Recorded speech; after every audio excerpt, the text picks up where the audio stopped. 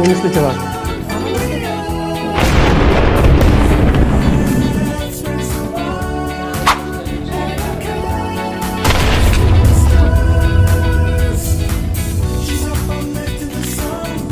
Toto by sa nikdy nemohlo stať.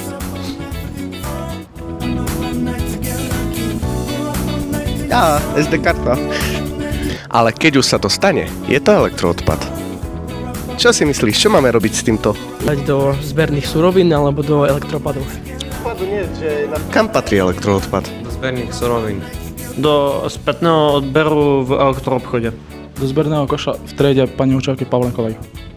Čo je podľa teba elektroodpad? A podľa mňa elektroodpad to je nejaký nefunkčný stroj, ktorý nevieme opraviť. Koľko tento sluchátka, aký už majže nefungujú. Dovidenia. Čo si o elektroodpade myslíš ty? Ja si myslím, že by sa to malo odniesť na zberné miesta a tam by to mali čo najviac rozobrať a zrecyklovať. Si myslíš? Ja som to nevidel. A prečo si to nevidel? Fú. Videl. Som chýbal vtedy, som bol chorý. Ešte raz? Čo si myslíš, kde sa najviac vyprodukuje elektroodpadu? Na Furči, áno. V Európe. Elektroodpad. Všetko, čo má kábel alebo batériu, ale už to nepotrebujeme. Čo vás najviac zaujalo vo Vítajte v Sodome? Najviac ma zaujala detská práca, ktorá je u nás zakázaná. Malé deti musia pracovať, aby si zarobili drobné peniažky, že sú tam diskriminované dievčatá. Hlavným aktérom je dievča, ktoré sa dalo oholiť a prezlieklo sa za chlapca, aby si mohlo zarobiť o niečo viac, ako bežne dievčatá zarábajú v tej Kháne, čiže v Sodome Gomore.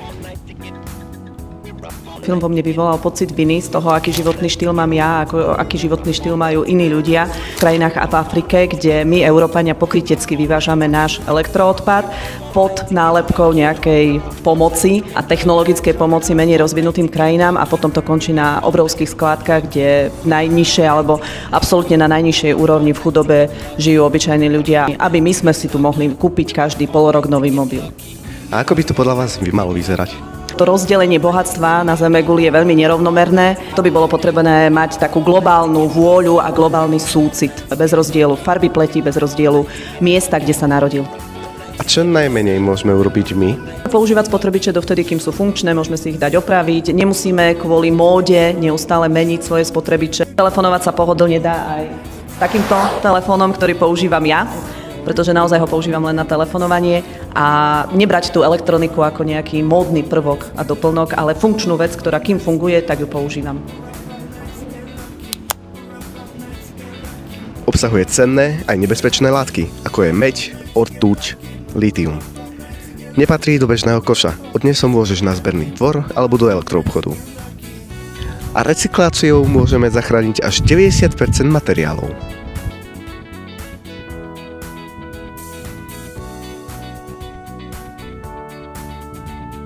Nie je to len o tom, že vieme, čo je elektroodpad. Je to aj o tom, že čo s ním spravíme.